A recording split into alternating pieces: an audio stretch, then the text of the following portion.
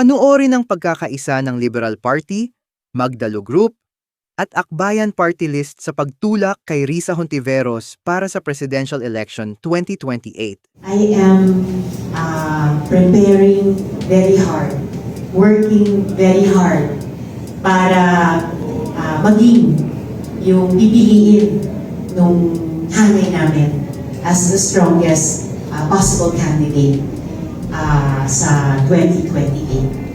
I'm preparing and hoping and praying na ako yun. Yung grupo namin, yung Magdalo, na nakilati sa namin yung mga prospective candidates, sa ngayon, ang nais namin itulak sa pagka-presidente ay si Senator Risa Hontiveros. So nasa sa kanya yung kwalifikasyon at talagang tumitindi, lumalaban. Kumbaga paglalabang ka ni Senator Risa. Yun nga ang comparison kay Mayor Lenny. Both of them are good public servants. Pero ang kaibahan nila, si Mayor Lenny, ipaglalaban mo Pero si Senator Risa, ipaglalaban ka. Yun po yun. Siyempre, mas maganda nito, ang gawin ni Mayor Lenny, kung ayaw niya nang tumakbo, i-endorso na lang niya. Either si Senator Bam or si Senator Risa. Para talagang malipat sa kanila yung suporta ni Mayor Lenny. Yun po yun. Yung bagong-bagong, kalolaunch lang ng movement na, ano ba ito? Risa na. Kakalaunch lang to build support for a possible Hontiveros presidential run. What do you make of this development? Ito ba'y parang feeling mong viable alternative kung sakaling hindi na talaga magbabago ang desisyon ng the lady from Naga? Ako, dapat naman talaga nag-i-explore na tayo ng ibang mga alternatibo. Diba? Kasi ang isang lesson from 2022, hindi pwedeng last minute ang desisyon. So kung talagang at this point, ang sinasabi ni VP Mayor Lenny, hindi ako tatakbo, kayo na yan. Diba? Bahala ko talaga, dito na ako magpapatuloy at mag-retire sa Naga, which is a valid decision on her part. Kailangan na nating magtanong, kung ganun, at sino yung... Kasi hindi naman tayo pwedeng mag-default sa 2028. Struggling sa surveys pa rin, sinasabi nila. Kahit may medyo nagpaparamdam na. Kasi feeling ko, ang tingin pa rin ng madaming tao, ang tatakbo si Lene Robredo. Tingin mo? Oo. Yun naman yun Kaya naman, pag tinignan mo, VP Lenny, Mayor Lenny, polling at ano ba, depende kung ano pinapaniwalaan mo, 18 to 30%. Number 3 so far. Mga ganon, di ba? Pero yung iba, Senator Risa, Sen Bam, ganyan, polling at 2-3%. Ganun. Feeling ko factor yon na, well, kung sa choices, nandun pa rin si VP Lenny. Karamihan ng mga tao, siyempre, na dumaan dun sa kampanya ng 2022, siya pa rin yung mapupusuan. Pero pag talagang sigurado na o nag-sink in na sa madaming tao na mukha talagang hindi na siya tutuloy, tingin ko magbabago yung numero. Naniniwala ka ba doon sa sinasabi lang the curse of the rerun?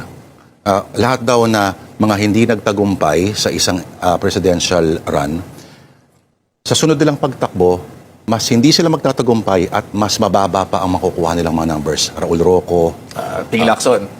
Ping Lacson. Oo, mga ganyan. Imelda Marcos. Ano pa ba? Oo nga. Marami-raming ganyan. Yeah. Ako, yun ang conventional wisdom. And Ano kaya yun? Mayroong na parang may loser na natalo ka na Diba? Tingin ko, may ganon.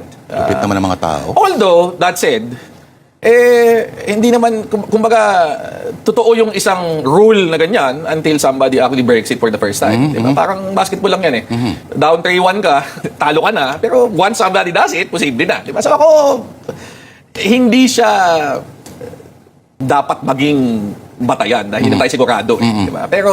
Tsaka ilan lang nakakaalam nun. Pero... ako definitely may disadvantage sa ganun. Congressman, why is Akbayan backing Senator Risa Hontiveros this early for a possible 2028 presidential run? Well, the current political situation in the country, actually the current political chaos in the country calls for a leader that does not back down. Grabe yung magiging trabaho ng presidente sa 2028. Maraming mga kinakailangang habulin ng mga pang-abuso sa kapangyarihan, at saka yung mga ninakaw sa kaban ng bayan. At the same time, there's so many problems like the widening gap ng inequality and poverty that have to be addressed but headstrong by a leader who does not back down. At kung merong quality si Senator Risa, ito yung hindi talaga siya umaatras. Lagi niyang hinaharap ang problema at saka tinutugunan at sinusolusyonan nito. Are you open to a possible tactical alliance with the administration just in case kailangan just to counter, Vice President Sara Duterte? We are always guided by the principles by which Akbayan has been known for and is still operating as a political party for a long time now. At yung mga prinsipyong ito will guide us in making that decision. Pero sa dulo, ang lagi natin iniisip, ano yung makakabuti para sa bansa. Right. But what do you have to say to those critics na nagsasabi po na ang layo ni Risa Hontiveros kung kakalabanin si Vice President Sara Duterte, and in terms of pagiging makamasa, masyadong mataas pa si Senator Risa Hontiveros. Parang masses don't really relate to her.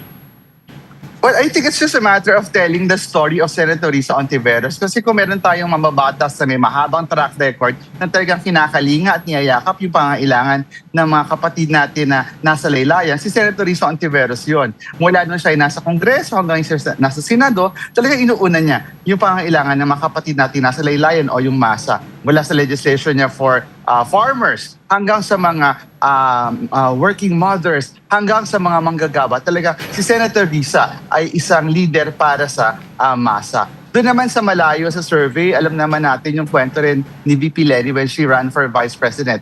Nagsimula, medyo malayo, pero eventually, because of the concerted efforts of various forces, we were able to bring her to the Vice Presidency. And we hope that we will harness the same energy for Senator Risa. And at the same time, Akbayan is a nationwide political party of ordinary people who are ready to take on this challenge of putting finally a people-oriented president in Malacanang. Si Senadora Risa Hontiveros has also expressed openness to run, ano? Paano view ng Liberal Party ang kanyang potential candidacy, sir? Well, we are happy that she has made her decision. At least it shows that we have a bench of choices, no? Although siya pa lang naman na ang umiikot sa iba't ibang mga lugar para kampanya ang programa niya, and we welcome that, no? And we hope that when the latter part of the year comes or first month, January comes, magkakaroon na ng unity kung sino ba talaga ang magiging kandidato. Sabi ng iba, Erin, baka yung pagkakamali nung 2021 ma-experience uli natin. Sabi ko hindi. The fact that Risa is organizing, the fact that the Liberal Party is organizing as if Lenny runs, whoever the final candidate will be, at least yung makinarya nila handa na, no? So ang kailangan pag-aralan talaga dito ano ang magiging resulta ng impeachment and how will that influence, no?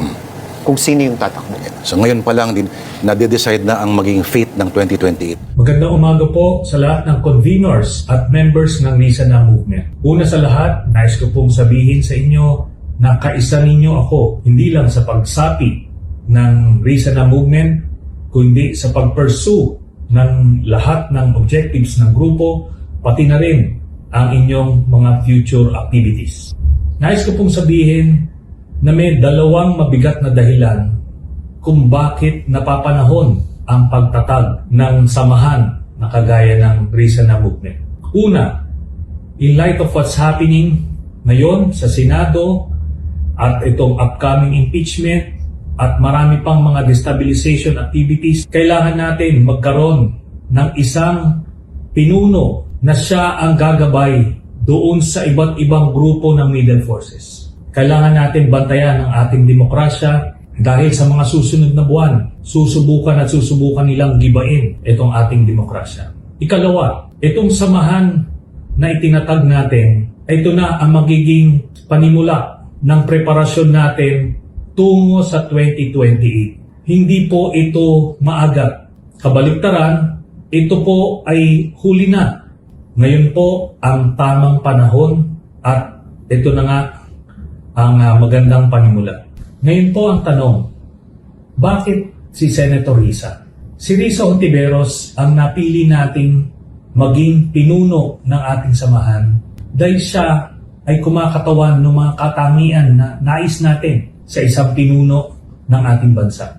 Bukod sa kanyang mga qualifications na alam na natin kung paano siya nag-excel sa kanyang educational background, bukod pa riyan, through the years, ilang mga advocacies ang itinulak niya na ipinaglaban niya ang iba't ibang sektor ng ating lipunan. Nandiyan na yung mga mahihirap, yung mga manggagawa, ang kababaihan, ang LGBT community, pati na ang kabataan at iba't ibang mga sektor pa. Tapos nakita rin natin ang tapang ni Senator Risa na tumindig laban sa mga makakapangyarihang mga politiko. Simula kay GMA hanggang kay Duterte. Siya, pinaglalaban niya ang karapatan ng bawat Pilipino. Sa madaling salita, si Risa Hontiveros, ipaglalaban ka. Have you ever dreamed of becoming a president? No, I never even dreamed of becoming a politician. A few inches later. So I am seriously considering it, preparing for that possibility. Kaya I think it is really necessary na magkaroon kami from our ranks ng strongest, best, most attractive and hopeful offer sa ating mga kababayan at mga kapwa-botante. So, malay natin, baka kung mangyari yung ganyang pangarap, looking back, it will have been maybe also because of a series of happy accidents. Laban na. Wow!